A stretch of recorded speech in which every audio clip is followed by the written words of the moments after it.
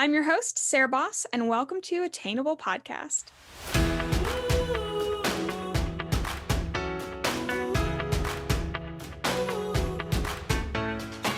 Hi, guys, and welcome back to the Attainable Podcast. Thank you so much for being here. Thank you so much for listening. I hope you're doing well. Today's a solo podcast, and today we're going to be talking about growing a TikTok following because this is something that I get asked quite often. Obviously, it's something I'm quite passionate about.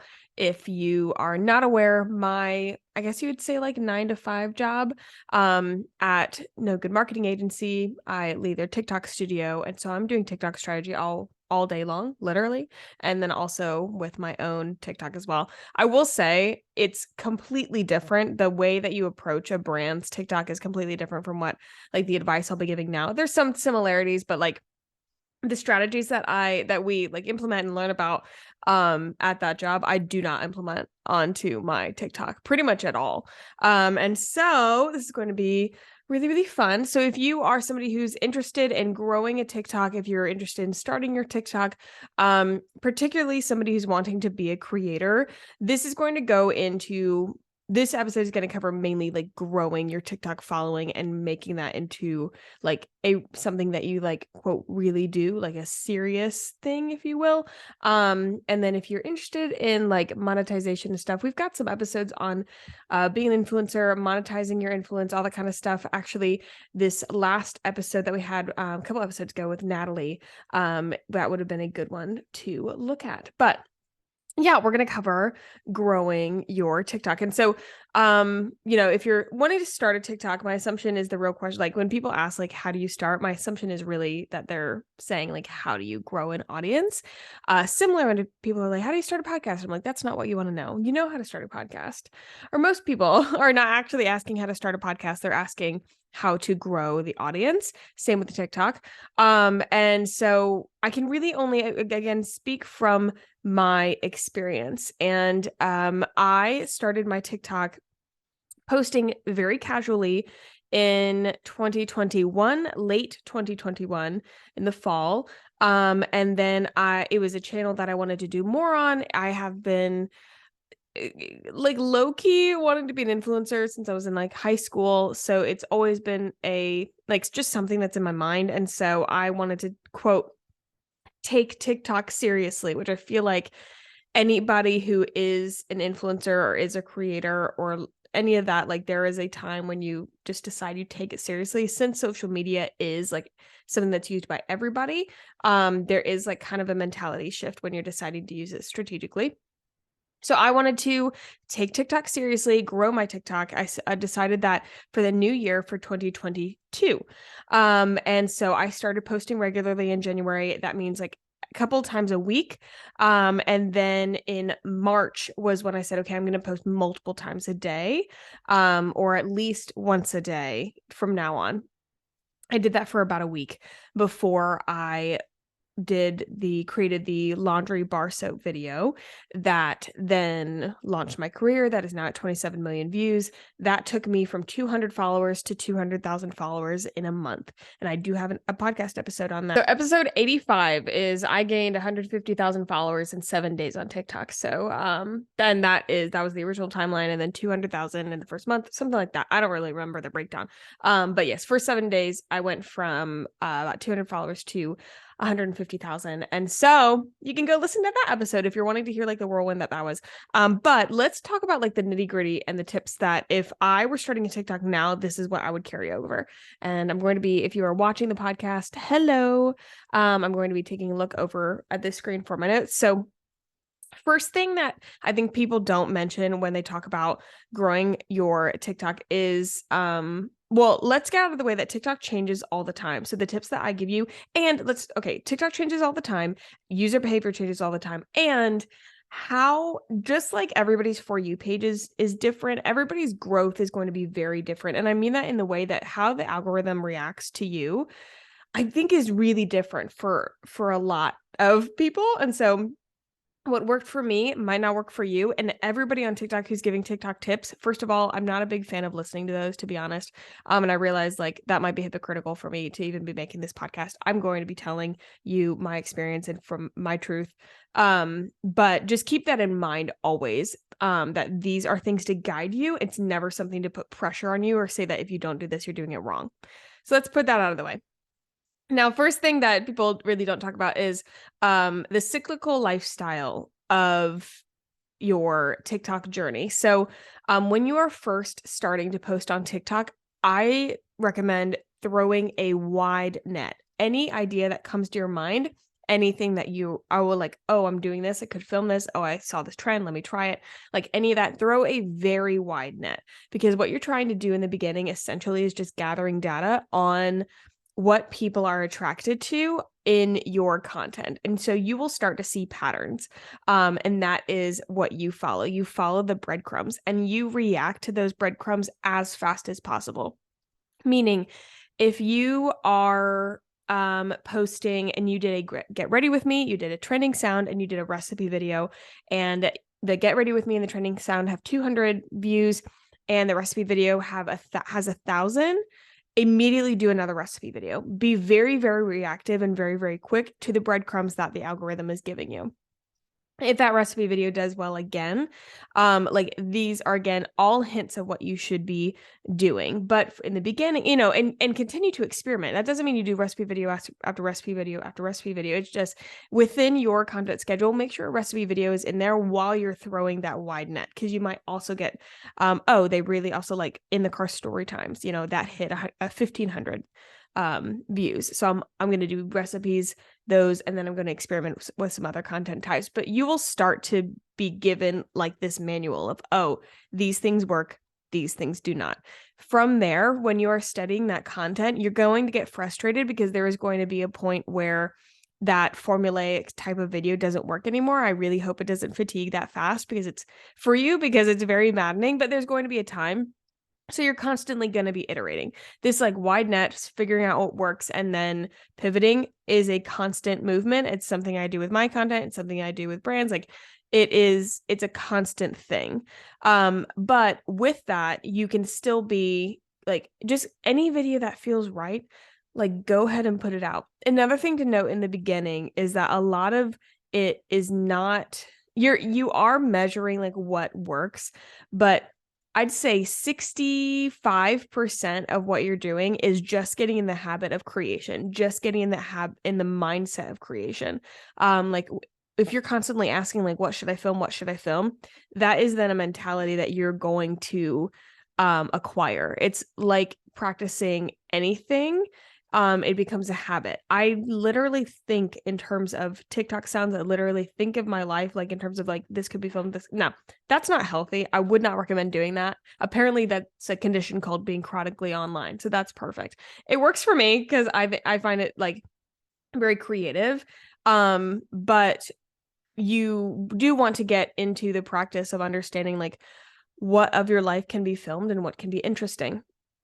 So again, that cyclical nature of like your TikTok lifestyle, or the cyclical lifestyle of like your TikTok journey, you're going to start with that wide net and then you're going to find what that niche is. I hate niches. So don't worry. This is not something that you're going to attach yourself to. It's something that you're going to use as a tool. And then we're going to expand later because I literally cannot stand niches, cannot stand them.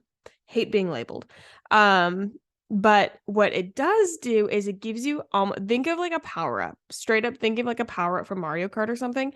You cast this wide net and then you find like this content works. Like one of your pieces goes viral. One of your pieces gets a lot more views than the others. It might go to 8K, whatever. There you go. Grab onto that. And you are the recipe girly now. You are the get ready with me girly. Whatever it is, use it. Because you got to think. I want you to take a moment and think of like the bigger creators. Like think of Alex Earl. Think of Chris Olsen. Let's dissect Chris Olsen for a little bit. Or Olsen, however you say his names. He dances around in Crocs. Okay. He talks about him being single or his chaotic dating life, or him embarrassing himself in terms of dating, or he delivers coffee to people. which then he very, very smartly went and developed a coffee brand. But like, you know exactly what his content is. Like, he does the thing, same thing over and over all the time. Alex Earl, she does pretty much like get ready with me's, or like she's building an outfit, or she's doing a trending sound that literally makes no sense, and she's just blowing up and people love seeing her. So she's gonna ride that wave. But it's, pretty constant. Like, you know exactly what you're going to get. And so from that, when you have that video that goes higher than others, grab that and say, okay, this is where I'm riding. I had to ride that laundry train. I had to ride that budget, that house cleaning, that, like DIY your own stuff, your groceries, like all like I had to ride that wave for a hot minute before I could expand out of it. So then that's phase 3. That's the phase that I am in right now. So you've phase 1, you've done this broad net. Phase 2, you have a niche and people know you for something. So you keep creating under that thing because your audience will tell you exactly what they want to see from you, like, and what they don't, because your views will be trash on other videos and you'll be very frustrated because the only videos that do well is you tying your shoes or something like that. Like, whatever. Then when you start to get some consistency, you get like a followership, like you're gaining a followership from the niche that you have established. Like, let that grow, ride that wave. But then at some point you will feel comfortable with like branching out of that content. And how you do that is by incorporating content that you want to make into the content you already make. So let's say that you want to be more of like a lifestyle influencer, you want to be able to post more about like just you and your life, whatever, but you do recipe videos. Okay, so do a recipe video, but maybe make it a story time and tell something completely obscure about your life. Or maybe you are doing like get ready with me's, like makeup wise, but you really want to I think it's easiest to talk about it in terms of like broadening, and because most people don't want to stay in like one label of a fashion or cook, or like cleaning, like whatever. They don't want to stay in that label. They want to be able to show their life. And if you are trying to move like from a hard niche in like a restrictive niche into more lifestyle, it's literally just incorporating it into whatever you're doing. So I was like doing laundry and folding and talking about it. And then I just started putting other things, like other pieces of content out as well that held value that I could then, I was relearning. I knew laundry videos worked.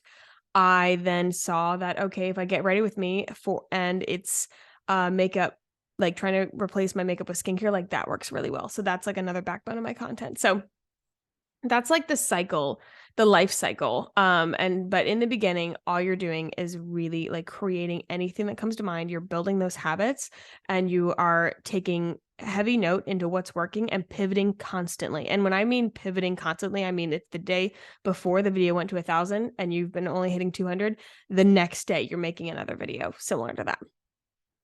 Next, I wrote, and this is going back to consistency, but I wrote, it is more important to post than to come up with good ideas. Again, that is literally just about you like coming up with the habit on, hey, like this is who I am as a creator. Like this is how I create. This is how I come up with ideas, all that kind of stuff. Another thing that really helped me and really helps me is if you see a video you like, study it, figure out why you like it, figure out why you stayed watching, especially if the video is one that has done well, it's already gone viral, like whatever. Like, did they speak really fast? Did they cut their clips short? Did they like, or were they really enthusiastic in their personality? Was it very aesthetically pleasing? You really like the visuals? Like, what about it did you like, and replicate that? Because a lot of times, like, you might see like Alex Earl's Get Ready With Me, okay? And it's very interactive. She is very smiley, very giggly. She speaks relatively like she speaks in a very engaging way. She doesn't speak too fast, but there aren't like major breaks. Like you're not, there's no like major pauses. There's always something visually to see, and she is continuing with a storyline while she is doing her makeup or whatever it is. And if you aren't really studying that, what can happen is then you put your phone in front of you to do your makeup. You're maybe in like poor lighting. You're not paying attention to like what you really liked about that video. You might start with like, "Hi, so I'm going to the store, and so I'm going to do my makeup, and you're going to do it with me." Lots of pauses. There's no hook. Like, these are the things that you will eventually pick up on. But when you first, open your phone and do the video, like, yeah, practice, but realize like if you're going to get frustrated that your videos aren't doing well, you're like, oh, I'm doing the get ready with me videos just like her, or, that's just an example. Really take a look at like what you like about that content. And I'm not saying copy people, but are you replicating the same behaviors? Like something, again, like if you clip the clips like really close together so there's less pauses, if you are maintaining a very engaged and upbeat tone, if you are telling a story while you're doing something else, like these are all like little things that I've studied that have done really, really well for other creators, and so you can continue on that and just be learning from these other people. But that helps a lot to just see, like, visualize what it is. You're able to actually see examples of good work, but then and I really mean like take notes. There has been times where I've sat down and written notes about a video from a creator that I liked and why did I like it? Was it the transitions? Was it a talking video? Was it trending sound? Like, what did they do? And how can you then apply it to your content? Now, again, another tip, like, let's talk about trending sounds for a second because this drives me insane. Trending sounds are an accessory. It's not a personality. And yes, there are some creators who only do trending sounds, and I even can think of them in my mind, but they have a niche or some sort of personality that they have in a very talented way. Like, this takes talent. They've taken that trending sound and are able to communicate a message through that trending sound in their own way. So I'm thinking of like, I'm literally thinking of the edits. Like, there will be these like, let me know if you know this genre, like these teenage boys who make edits of movie quotes or like different, like the Fleabag quotes things or songs or whatever. And it's usually like very emo, and it'll be like, I'm trying to think of an example. It's just like they'll be talking about them looking at the girl across the room, or when the girl in front of you asks to borrow a pencil, and they're like, I'm thinking of these, like, they'll romanticize these situations, but they're building like a little, almost like a mini story within the trending sound or within the song that they're doing.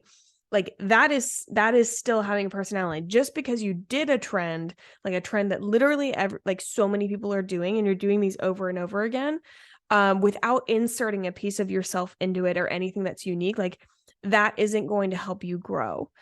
Trending sounds are an accessory. It's a tool. It's not a personality. Now, if you want to use it in creating like very original ideas, then awesome. Use them as, again, the tool that they are. Don't rely on them as a growth tactic.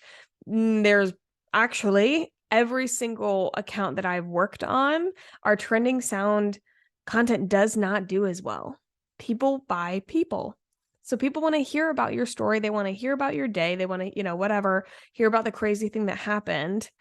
And, they're not going to be as interested in the same TikTok sound that they've seen over and over and over again. If you think it's fun and you can put a fun spin on it, or if you literally just want to do it for fun, like, absolutely do it. I'm not saying don't do trending sounds. Again, you can take everything I say and throw it in the trash. What I'm saying is don't rely on them as your complete strategy, because that's not a strategy. Another thing, and this is going to sound super cheesy. This is going to give Pinterest quote. Okay. That's going to be fine. Fall in love with the art, not the outcome. And for this purpose, yes, like, we're making TikToks the art, or fall in love with the practice, whatever you want to call it, but fall in love with doing the thing, not the outcome of doing that thing. Unfortunately, I think most of the people that we see that have been successful online, as far as like the big TikTokers and even myself, did not mean to create the career that they did. And as like annoying as that is, that's just kind of the reality. But that doesn't mean that you can't have a goal. Like, if you have a goal to grow a TikTok, create a career out of it, I think that's awesome. Like, this is a true career path. It's unconventional, but it is a real career path as we can see.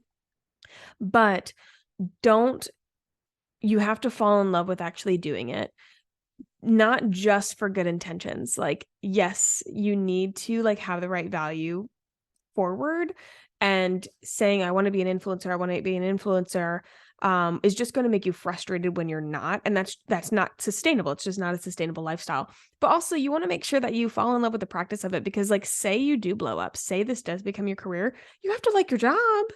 You have to like what you're doing. So from a very practical standpoint, if you don't like making videos, then you're I bet, like, having that as a career is not gonna be very fun.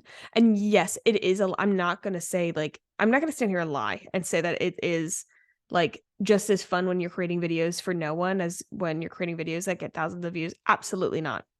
Absolutely not. That validation for sure, those that viewership validation is completely real, and it is easier to stay on a consistent path when you know people are watching. 100%. Thankfully, TikTok is a platform that lends itself to being a lot better at getting you discovered. So, that's very helpful, but you do have to learn how to kinda create for yourself first, if that makes sense. Another thing that I wanna note about, like, the niche thing, so and why it's important to have, like, sort of, like, niche, at least in the beginning, for growth, okay? So, um, when my video went viral, the video about the laundry soap that has the 27 million one, that it was at 27 million the last time I checked, there is a difference between a video going viral and you gaining followers from it. Just because you have a video get lots of views does not mean you will gain followers. And the reason that that happened, because I looked back, I studied, and the reason that that happened is because, the underlying message in that video is cheap. It's a cheaper alternative to laundry detergent, to stain removal, etcetera. Um, and I was like, "Why did people come, like, why did they like, decide to follow me? Why did they still want to follow me?" It's because in my other videos, they saw I will say unintentional theme of they're like, "Oh, she's a cheap ass." Like, I was sharing tips on, budgeting, or I would be talking about something in terms of, like, trying to save money. Like, I had these things in place, and that's just because that's my personality. That's the best part of it, is, like, certain things you will find the things that kinda come out, like, the messages or the common themes of yourself as you create. We'll talk about that in a second, but they saw this common theme of, like, "Oh, this girl's a cheap ass," and, like, when people watched that video about the laundry bar soap, they wanted, like, that's what they're looking for. They're looking for more ways to save money, like, there needed to be some common theme for them to go back and follow, because anybody can watch a video, save it, remember it for later, whatever, but in order to actually convert that to a follower, they have to know that they are going to be getting the content that they're expecting. So they will, watch your other videos, and if they're seeing that there is a common theme, they will go and they will then follow. And, otherwise, then yeah, you can get, like, a video that goes viral, but then not get any followers because all your other videos are a bunch of different things. And again, it is this careful balance of, like, casting a wide net. But when you're casting a wide net, also, my assumption is that you are creating videos that you enjoy, and you will find commonalities in that as well. So your personality, your creation style, really lean into that, because it really can, like, a niche can be your delivery.